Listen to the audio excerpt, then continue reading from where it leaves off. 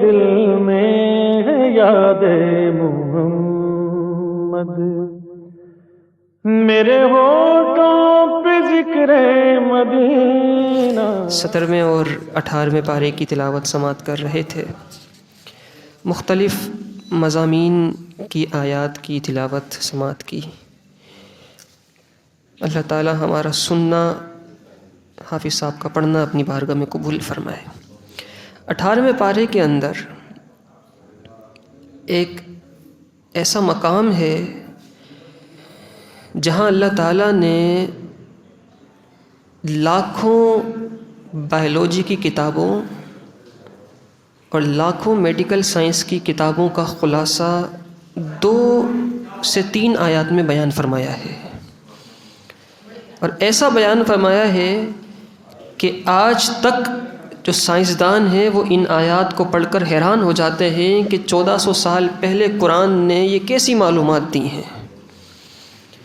اللہ تعالیٰ نے سورہ مؤمنون میں ارشاد فرمایا، سورہ مؤمنون کی آیت نمبر 12 میں فرمایا وَلَقَدْ خَلَقْنَا الْإِنسَانَ مِنْ سُلَالَةٍ مِّن طِينٍ، بے شک ہم نے آدمی کو بجنے والی مٹی سے بنایا ہے، چکنی مٹی سے۔ ثُمَّ جَعَلْنَاهُ نُطْفَةً فِي قَرَارٍ مَّكِينٍ، پھر اسے پانی کی بوند کیا ایک مضبوط ٹھہراؤ کے اندر۔ ثم خلقنا النطفة علقة فخلقنا العلقة مضغة فخلقنا المضغة عظاما فكسونا العظام لحما، پھر ہم نے اس پانی کی بوند کو خون کا لوتھڑا بنایا، پھر خون کے لوتھڑے کو گوشت کی بوٹی بنایا، پھر گوشت کی بوٹی کو ہڈیاں، پھر ان ہڈیوں کو گوشت پہنایا۔ ثم انشأناه خلقا آخر، پھر اسے اور صورت میں بنا دیا۔ فتبارک اللہ احسن الخالقین، تو بڑی برکت والا ہے اللہ، سب سے بہتر بنانے والا ہے۔ انسان کی تخلیق کے مراحل اللہ تعالیٰ نے اس آیات کے اندر بیان فرمائے ہیں۔ اب ذرا یہ سماعت کریں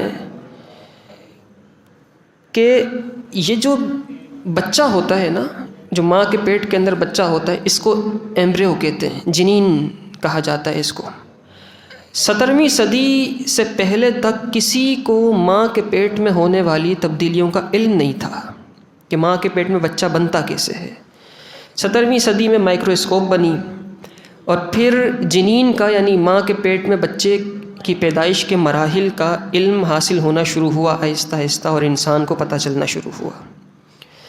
لیکن کیونکہ اس زمانے میں 17ویں صدی میں مائکروسکوپ جو بنی تھی وہ بڑی سادہ سی تھی، تو اتنا زیادہ تفصیلی مطالعہ ہو نہیں سکتا تھا جنین کا، پیٹ کے بچے کا۔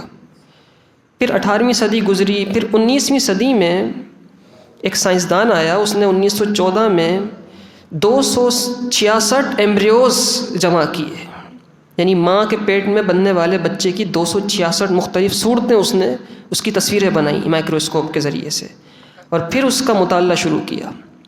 اور 1941 میں ایک باقاعدہ ایسا نظام بنا جس کے ذریعے سے ماں کے پیٹ میں ہونے والی بچے کی تخلیق کا مطالعہ صحیح طرح کیا جانے لگا 1941 کے اندر، 1941 کے اندر۔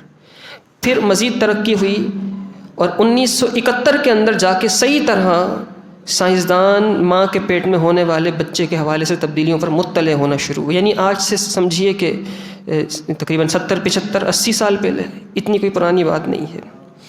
اب ذرا یہ سمجھیں کہ بچہ ماں کے پیٹ میں بنتا کیسے ہے۔ ایک سیل ہوتا ہے جو مرد کے جسم سے نکلتا ہے اور عورت کے پیٹ میں جاتا ہے، عورت کے رحم میں جاتا ہے۔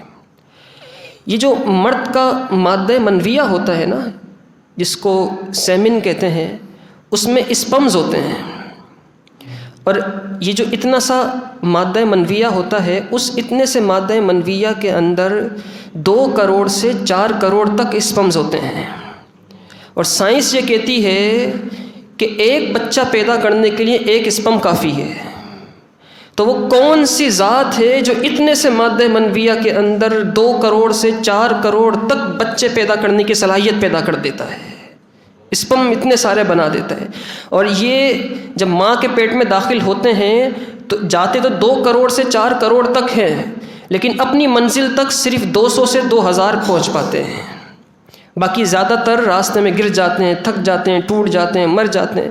اور 200 سے 400 اسپمز ہوتے ہیں جو مادہ کے، عورت کے جو اووم ہوتا ہے، جو اس کی بیضہ دانی ہوتی ہے، وہاں تک پہنچتے ہیں۔ اور جب وہاں پہنچتے ہیں تو وہاں پہنچنے کے بعد کوئی ایک اسپم ہوتا ہے جو اس بیضہ دانی میں داخل ہو پاتا ہے، اور پھر اس کے بعد انسان کی تخلیق کے مراحل شروع ہوتے ہیں۔ تو اس طرح انسان کا نطفہ، انسان کا سیل اور عورت کا بیضہ یعنی عورت کا اووم، یہ دونوں ملتے ہیں تو جا کے نطفہ بنتا ہے، اور اس کے بعد انسان کی تخلیق کے جو مراحل ہیں اس کا آغاز ہوتا ہے۔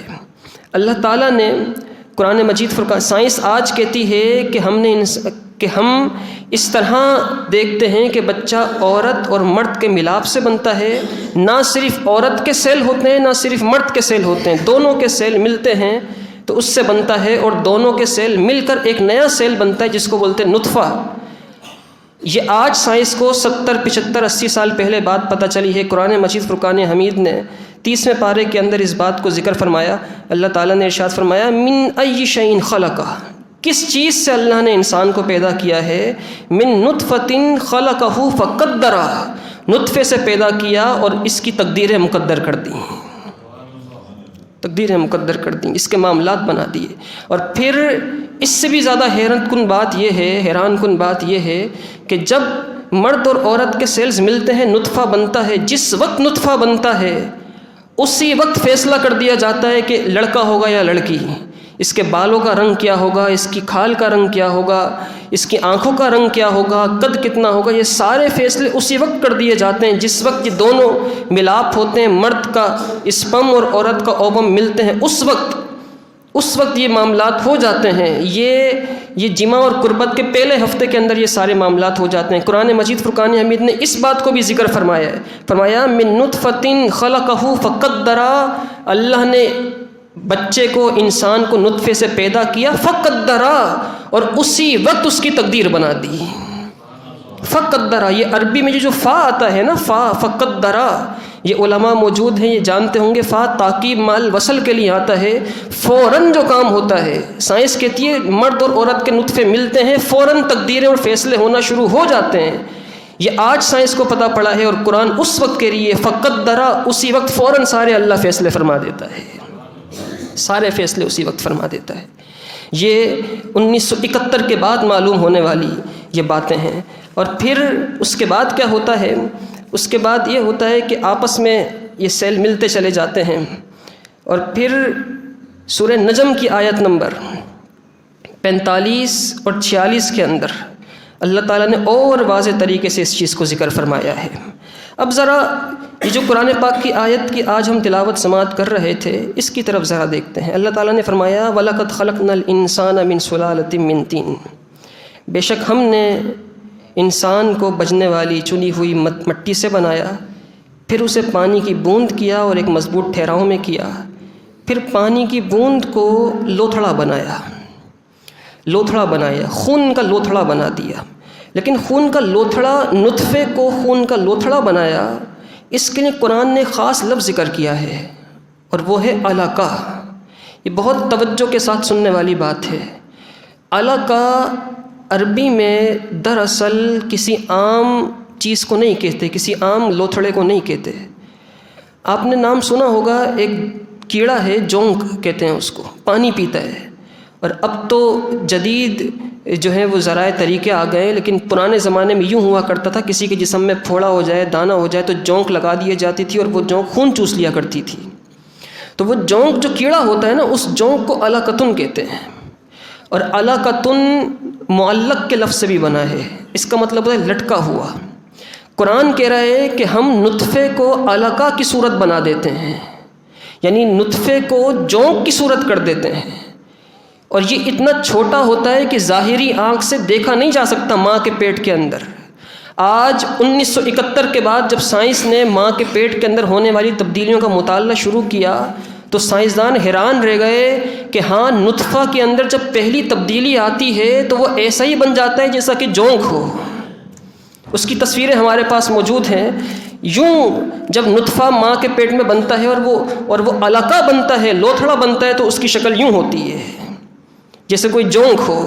یہ قرآن 1400 سال پہلے جو بتا رہا ہے، سائنس کو آج پتہ چل رہا ہے، اور کتنے ہی سائنسدان ایسے ہیں جو قرآن کی اس آیت کو پڑھ کے ایمان لے آتے ہیں۔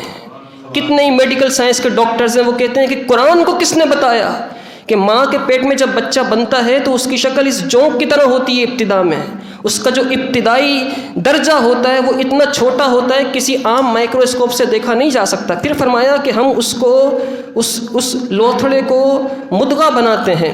مدغہ کہتے ہیں، ویسے المدغو کا مطلب ہوتا ہے چبانا، اور مدغہ کہتے ہیں گوشت کو، لیکن عام گوشت کو نہیں کہتے، اس گوشت کو کہتے ہیں جس کی شکل چبائے ہوئے گوشت کی ہو۔ چبائے ہوئے گوشت کی شکل کو مدغہ کہتے ہیں۔ سائنسدان حیران رہ گا یہ دیکھ کر کہ نطفہ جب علقہ بنتا ہے، اس کے بعد جو دوسری صورت اس کی مدغہ کی بنتی ہے وہ ایسے ہی ہوتی ہے جیسے کسی نے گوشت چبا کے منہ سے نکال کے رکھا ہو، کسی نے منہ سے نکال کے گوشت رکھا ہو۔ اس کی تصویریں بھی ہمارے پاس موجود ہیں۔ اس طرح کی صورت، یہ جو دوسری تصویر ہے، اس طرح کی صورت اختیار کر جاتا ہے وہ بچہ۔ پھر اس کے بعد مزید فرمایا فَخَلَقْنَا الْمُضْغَةَ عِظَامًا، پھر ہم نے اس گوشت کو ہڈی کیا، گوشت کی بوٹی کو ہڈیاں، پھر ہڈیوں پر گوشت پہنایا، پھر اس کو دوسری صورت میں تخلیق کیا۔ یہ ساری تفصیلات جو آج سے 70 75 80 سال پہلے سائنس کو معلوم ہوئی ہیں، قرآن مجید فرقان حمید نے بیان کی، اور بیان کرنے کے بعد آخر میں کیا فرمایا؟ بہت بڑی بات ارشاد فرمایا فَتَبَارَكَ اللَّهُ أَحْسَنُ الْخَالِقِينَ، بڑی برکت والا ہے اللہ جو سب سے بہتر بنانے والا ہے، سب سے بہتر بنانے والا ہے۔ قرآن مجید فرقان حمید کے اندر اللہ تعالیٰ نے سارے علوم ذکر فرما دی۔ یہ ایک مکمل تفصیلی بحث ہے، اور اس کے اوپر ہم نے بحمد اللہ تعالیٰ 5 لیکچرز دیے ہیں، میڈیکل سائنس اور کوسمولوجی، ایسٹرو فزکس، ایسٹرونومی کے اوپر، اور یہ سارے کے سارے لیکچرز ہمارے یوٹیوب پہ اپلوڈڈ بھی ہیں۔ قرآن اور سائنس کو ملا کر، قرآن اور آج کی سائنس کو ملا کر یہ لیکچرز موجود ہیں، یوٹیوب پہ جا کے آپ سن بھی سکتے ہیں۔ ایک بڑی خاص بات، یہ تو قرآن کا علم ہے نا، اب نبی پاک صلی اللہ علیہ وسلم کے علم کی بات کر لیتے ہیں۔ اللہ تعالیٰ نے اپنے محبوب کریم صلی اللہ علیہ وآلہ وسلم کو کس قدر علوم سے نوازا۔ ایک بات یاد رہے، سائنس یہ کہا کرتی تھی کہ انسان کے جسم میں جو جوڑ ہے نا، جوائنٹس، وہ تقریباً 300 جوڑ ہیں۔ آپ اپنے جسم کے جوڑ گننا شروع کریں تو آپ 100 جوڑ بھی نہیں گن سکتے۔ یہ جوڑ ہے، 1 2 3، جہاں جہاں سے ہڈی مڑ رہی ہے وہ جوڑ ہے۔ تو آپ جوڑ گننا شروع کریں، 100 جوڑ بھی مشکل سے گن سکیں۔ 1543 تک سائنس یہ کہا کرتی تھی کہ انسان کے جسم میں صرف 300 جوڑ ہیں۔ پھر اور ترقی ہوئی، اور اس کے بعد 1858 کے اندر سائنس ترقی کرتے کرتے یہاں پہنچی کہ انسان کے جسم میں 300 نہیں بلکہ 340 جوڑ ہیں۔ 340 جوڑوں سے انسان بنا ہے۔ پھر مزید تحقیقات ہوتی رہیں، اور تقریباً 750 صفحات کی ایک کتاب لکھی گئی ڈسکرپٹیو اینڈ سرجیکل ایناٹومی کے اوپر۔ اس کے اندر یہ تحقیقات سامنے آئیں کہ انسان کے جسم کے اندر 350 جوڑ ہیں۔ یہ 1858 کی تحقیقات ہیں۔ اور پھر 90 کی دہائی میں، آج سے تقریباً 30-35 سال پہلے، سائنس کو مزید انکشافات ہوئے، اور سائنس اس نتیجے پر پہنچی کہ انسان کے جسم میں نہ تو 300 جوڑ ہیں، نہ 340 جوڑ ہیں، نہ 350 جوڑ ہیں، بلکہ انسان کے جسم میں 360 جوڑ ہیں۔ اللہ تعالیٰ نے انسان کو 360 جوڑوں سے بنایا ہے۔ یہ آج سے 25-30 سال پہلے سائنس ترقی کرتے کرتے یہاں پہنچی ہے۔ اب ذرا مسلم شریف کی حدیث سماعت کریں۔ نبی پاک صلی اللہ علیہ وسلم نے ارشاد فرمایا، 1400 سال 1450 سال پرانی حدیث، حضور نے اس وقت ارشاد فرمایا انہ خلق کل انسان من بنی آدم علی 60 و 300 مفصل، بے شک بنی آدم میں سے ہر انسان 360 جوڑوں کے ساتھ پیدا کیا گیا ہے۔ جو 25-30 سال پہلے سائنس کو پتہ چلی ہے بات، 1450 سال پہلے حضور نبی پاک صلی اللہ علیہ وسلم بیان فرما رہے ہیں۔ مسلم شریف کی حدیث ہے، حضور نے فرمایا انہ خلق کل انسان من بنی آدم علی 60 و 300 مفصل۔ جب سائنسدانوں نے یہ حدیث پڑھی تو کہنے لگے نبی کو یہ بات اسی نے بتائی ہوگی جس نے انسان کو بنایا ہے، جس نے انسان کو بنایا ہے. اور کتنے ہی لوگ اس حدیث کو پڑھ کے اور قرآن مجید فرقان حمید کی ان آیات کو پڑھ کے ایمان لے آتے ہیں. یہ ایسے موضوعات ہیں، یہ ایسی باتیں ہیں جن پر مستقل نشستیں ہونی چاہیے. ہمارے اسکول، کالجز، یونیورسٹیز کے بچوں کو آنا چاہیے، سیکھنا چاہیے، پڑھنا چاہیے. قرآن مجید فرقان حمید کو ہم نے بس جزدان میں رکھ کر اور تاکہ نسیان میں رکھ دیا ہے. نہ اٹھاتے ہیں، نہ تلاوت کرتے ہیں، نہ دیکھتے ہیں، نہ پڑھتے ہیں، نہ سمجھتے ہیں. میں کبھی کبھی سوچتا ہوں اور اپنی اس خواہش کا اظہار بھی کرتا ہوں کہ اللہ کرے ایسا دور آئے، لوگوں میں اتنی محبت ہو قرآن مجید فرقان حمید کی کہ کوئی بہت بڑا ہال ہو، کوئی بہت بڑا بینکویٹ ہو، وہاں پہ قاری صاحب قرآن مجید فرقان حمید کی تلاوت کریں اور آرام آرام سے ٹھہر ٹھہر کر تراویح ہو، اور تراویح کے بعد درس قرآن ہو، ہزاروں کا مجمع ہو اور پھر قرآن پاک کا درس ہو. کیسا ماحول ہوگا! زندگیاں تبدیل ہونا شروع ہو جائیں گی، انقلاب آنا شروع ہو جائے گا. لیکن ضرورت اس چیز کی ہے کہ ہم خود قرآن سیکھیں اور دوسروں کو اس طرف راغب کریں. ہم تو قرآن مجید فرقان حمید کی ایک آیت بھی یاد کرنے پر نہیں آتے. ہارون رشید کے بیٹے نے قرآن حفظ کیا تو اس وقت وہ اپنے باپ کے پاس آیا اور اپنے باپ کو آ کر کہا کہ ابا جان، آپ کے پوتے نے قرآن حفظ کر لیا ہے، آپ کے پوتے نے قرآن حفظ کر لیا ہے. تو باپ نے یوں اشارہ کیا. ہارون رشید چلے گئے اشارہ دیکھ کر. ان کے والد بھی بادشاہ تھے، ہارون رشید کے والد بھی بادشاہ تھے، یہ خود بھی بادشاہ تھے، مامون رشید بھی بادشاہ تھے، ہارون رشید بھی بادشاہ تھے. یوں اشارہ دیکھ کر ہارون رشید چلے گئے، لیکن اشارہ سمجھ گئے. اگلے سال پھر آئے اور آ کر کہنے لگے کہ ابا جان، پہلے آپ کے پوتے نے قرآن حفظ کیا تھا، اب آپ کے بیٹے نے یعنی میں نے بھی قرآن حفظ کر لیا ہے. بڑی عمر تھی، بادشاہ تھے. تو اب مامون رشید نے یوں اشارہ کیا. تو کسی نے پوچھا بادشاہ سے، ذرا یہ بتاؤ کہ پہلے پوتے کی خوشخبری دی تھی تو یوں کیا تھا بادشاہ نے، آپ کے والد نے، اب آپ کی اپنی خوشی تھی تو یوں کیا، یہ کیا ہے؟ اس نے کہا بات یہ ہے، میرے والد کو وہ حدیث معلوم ہے کہ نبی پاک صلی اللہ علیہ وسلم نے ارشاد فرمایا، جس کا بچہ قرآن یاد کرتا ہے، من حفظ القرآن وعمل بما فیہ البس اللہ والدیہ تاجا یوم القیامۃ ضوءہ احسن من ضوء الشمس. حضور نے فرمایا جو قرآن یاد کرتا ہے، اس پر عمل کرتا ہے، قیامت کے دن رب ذوالجلال ایسے بچے کے والدین کو تاج پہنائے گا جس کی روشنی کے آگے سورج کی روشنی مدھم پڑ جائے گی. کہتے ہیں میرے والد کو یہ حدیث یاد تھی جب میں نے اپنے بیٹے کی جا کے خوشی سنائی تھی کہ آپ کے پوتے نے یاد کر لیا ہے، تو میرے باپ نے یوں کیا تھا، اس کا مطلب یہ تھا کہ تجھے وہ تاج مبارک ہو. اور جب میں نے اپنی خوشخبری دی تو باپ نے یوں کیا، اس کا مطلب یہ ہے پہلے تجھے مبارک تھا، اب وہ تاج مجھے بھی مبارک ہو، اب وہ تاج مجھے بھی مبارک ہو. تو نیت کریں کہ اللہ کرے ایسا وقت آئے کہ ہم سب آپ کو جب آپ آ کر بتائیں تو سب آپ کو اس طرح مبارک دیں کہ آپ کو وہ تاج مبارک ہو. اللہ تعالیٰ ہمارے بچوں کو قرآن مجید فرقان حمید سیکھنے کی، سمجھنے کی توفیق عطا فرمائے. وآخر الدعوانا الحمد للہ رب العالمین. اللہم انت. اللہ تعالیٰ سب کو، مریدین کو، معتقدین کو اچھا رکھے. میں بہت اچھا ہوں، کسی کو پریشان ہونے کی ضرورت نہیں ہے.